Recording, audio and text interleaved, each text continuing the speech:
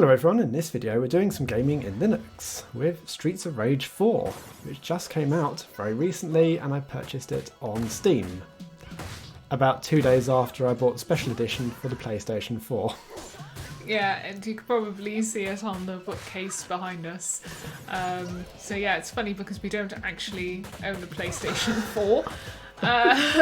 We are probably going to get a PlayStation 5 whenever we'll be able to get our hands on one, although the special edition did come with a lot of nice fancy extra merch, so that was cool. Yeah, it wasn't just a complete impulse buy this. We have been playing the old classic games, Streets of Rage 1, 2 and 3, probably 3 in particular, because we actually really enjoyed that game.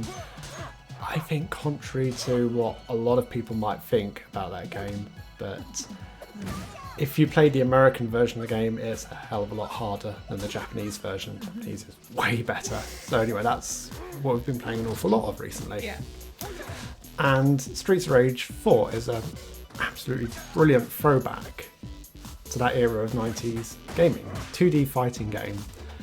But it's not like a lot of modern games, which are all 3D graphics, 3D models. This is all two-dimensional, hand-drawn images, more like old cartoons, the cartoon cells, the frame cells. It's actually very similar in concept to Cuphead as well, so yeah, everything is hand-drawn and really does look absolutely beautiful.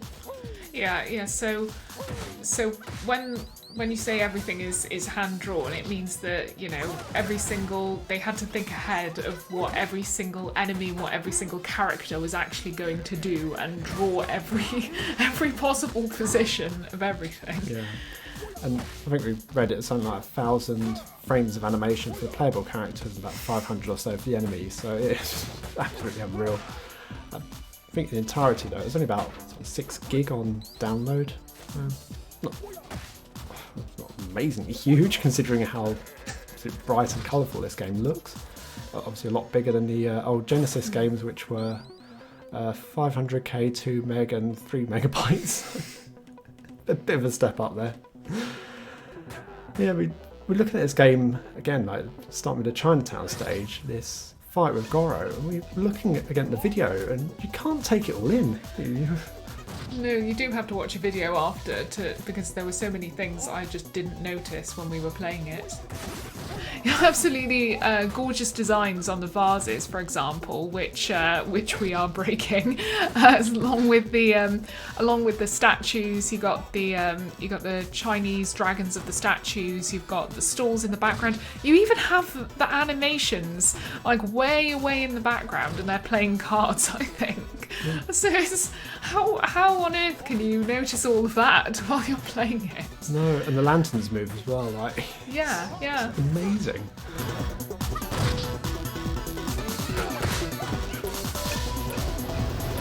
And we've got the music as well at this point. The music is real good atmosphere. Yeah, I mean the music throughout, there's a few points in which I'm kind of thinking, you know, I really like this, and it kind of goes back to the original company that started Streets of Rage. I mean, it was a I think still is a family affair. So I think there was the sister who did the pixel art, and then the brother was doing the music or something. And this guy kind of, you know, when he did the music for Streets of Rage 2, I remember that was I remember reading that it was quite a big thing at the time, like the techniques he was using and the style of the dance music, and he is still behind. He's one of the creators for the music on Streets of Rage 4, and you can tell. I think it's, you know, it's just really good. It's really well put together.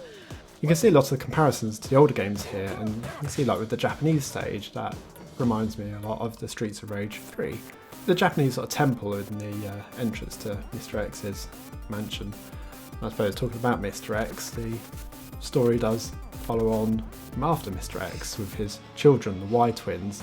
Although Mr. X was in a bit of a state the last time we left him in Streets of Rage 3. Yeah. He was a brain in a tank. Yeah. And the whole thing was about robots. So. Yeah.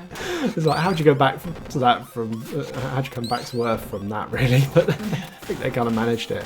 with some interesting references, because you can see the artwork of the robots, like the last level in Windows. Although you played as police characters in the earlier Streets of Rage games, and 1 you had the support of the police, and 2 I think they pretty much left you alone, and 3 you were really well alone from the police. But this one, they're corrupt, isn't it? And paid off by the syndicates who actually are attacking the police. Yeah. Yeah, so it's quite different. Yeah, and even the way they're described throughout the games, the characters, is quite... It goes from, they are police to they're ex-police. And I seem to think Blaze is a dance instructor. Yeah. It's a day job. Explains the get up, doesn't it? Yeah. Yeah. And there's even some bonus levels that go back to the Streets of Rage 2 game, when you electrify the arcade machines, which also appeared in Streets of Rage 2, the bare knuckle arcade games, because the American audience may not have realised it was called bare knuckle in Japan. Translations not quite perfect on the second and third one. It weren't very good at all. And again, there's good reminders here with like the Murphy cop. Murphy from Streets of Rage 1. Too many throwbacks, so we couldn't even cover them in this video. I don't think we aim to anyway. Anyway, going back to the gameplay of this level with the police, it's not quite linear style. It's... How would you describe it? It is mostly left and right, this game, but then the police station, I think, is the perfect example of it, where you have all of these kind of obstacles that are on the floor. So there's the example where there's the water cooler, and then when you destroy it, there's a turkey inside it, which you then have to go behind the desk to get to. So there's really, in some places you are quite constrained with where you can move. Yeah. For the most part, these games are moved to the right, but there's also an up-down element as well, as there has been through all the games in the series, which is always useful because you can throw the enemies off over the edge as a cheap kill. And the enemies are a bit different in this game. They're a little bit more diverse in their attacks, and you can't just barrel into them like you could in the older games, which I did enjoy doing. And it proves that if you barrel into them, it tends to backfire for some of the enemies. Yeah. And I know there's always been the differences in attack, like the signals will always try and get you from below, the Donovans will try and punch you up from above if you try and jump attack them, but yeah, there's more variety, isn't there?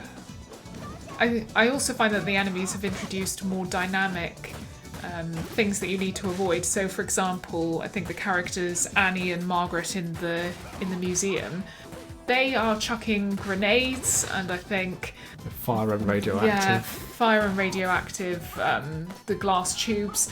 And so this, that's very kind of dynamic. It's not like in Streets of Rage 3, where all you have is the one level and you have to worry about, which way is the minecart going, or which track is it running along. Yeah, whereas this time it's kind of like, what's happening? And also the one where... Estelle. Yeah. And there's also the level where Estelle, when you're fighting Estelle and she calls back up, and then all of a sudden you have all of the missiles hitting the ground, and so there's a lot more of that you need to be aware of that you didn't have in the earlier games. No, again, that's actually going back to Streets of Rage 1 when you get back up from the police vehicles. Yeah. The bosses, though, oh my god, some of them are just lethal, and so strong. Yeah. We struggled, I think actually out of all the games we played, it was only the American Streets of Rage 3 we actually struggled with. We had to even the easy, we couldn't do it. But in this one, I think easy, we just scraped through the whole game without dying, so without losing all lives and ending up. There's not a continue in this. You lose all your lives, you start level again. Yeah. But we just made it. Normal, I'm about halfway through the game with normal. That's not good, is it? The bosses are where we've kind of been tripped up. But in some ways there is a bit of a disappointment here that the bosses are being reused. Yeah, so they are being reused in the sense of Diva from level 1 is then essentially palette swapped to get Bio and Rhea from later on. And we were a tad disappointed that, okay, you get Bio and Rhea, who are, you know, I worked it out, it's Beyonce and Rihanna. But we would have really liked to have Mona and Lisa, or Onihime and Yasha, because they were repeated in every single game up until now. I mean, you had them either as a mini boss or as a boss, and they were quite good. And then it's like, oh, they've been replaced, and that was a bit disappointing. Would it be replaced? Be replaced one set of twins with another set of twins, is it? Yeah, but who look and act very similar to someone from earlier in the game anyway. Yeah, that you can just have one or the other, and I can accept the twins, but as far as the playable characters in the game go, it's reminiscent of Streets of Rage 2 and 3, that they all have like different characteristics. You've got sort of faster and weaker characters, Cherry, Blaze to a certain extent, and then you've got sort of slower and stronger characters like Floyd and Axel. Adam's a bit of kind of an all-round thing. You kind of like playing as Adam. Yeah. I kind of go for Blaze, just because you've got like the projectile attack as well, which is useful. But I mean, I played as like Cherry for the first time in it, actually, while recording the videos, and God, she is lethal. Like, you get the combos on the enemies. She's not strong, but she does a lot of damage in those like repeated attacks. Yeah, I know that originally we started off with quite different characters. I think when we first started playing the games, you started as Axel and I wanted to be Blaze, and then we kind of realised that swapping, I thought I'll try with Axel, and I realised I played a lot better as Axel than Blaze, and you handled Blaze a lot better than I did. And then more recently, playing Streets of Rage 3, I started trying to play a Skate or Sammy, and I'm like, oh, he's actually quite cool. So now I've kind of gravitated more towards the Hunter family. And now that we've got Adam unlocked, it's like, yeah, Adam's cool to play with. But finally we'll end it with the controls, really, and I think for me this was a bit of a disappointment that, like with the specials, it goes back to being like the earlier games where the specials can drain your health. Although in this one, if you manage to hit the enemies again quicker, then you can recover health. But then if they attack you, then you've lost all that. So it's a bit annoying, and inevitably that kept happening to me, that they clipped me once and damn it, I've just lost all my health very quickly. Painful that was. But yeah, it's a shame it wasn't like Streets of Rage 3, where you had the power meter. And there's no running, which you could do in Streets of Rage 3. Running, somersault across the screen, wasn't it? That was very fast paced, very fast moving. And the only character who can run in this game is Cherry. So that was a disappointment for me, but I kind of see it where Streets of Rage 3 was not a popular game, but I think what killed that was just the difficulty in it compared to the Japanese. But it was a shame to have not seen those enhancements kept in Streets of Rage 4. But other than that, I've enjoyed playing it here, and it works perfectly fine on my system.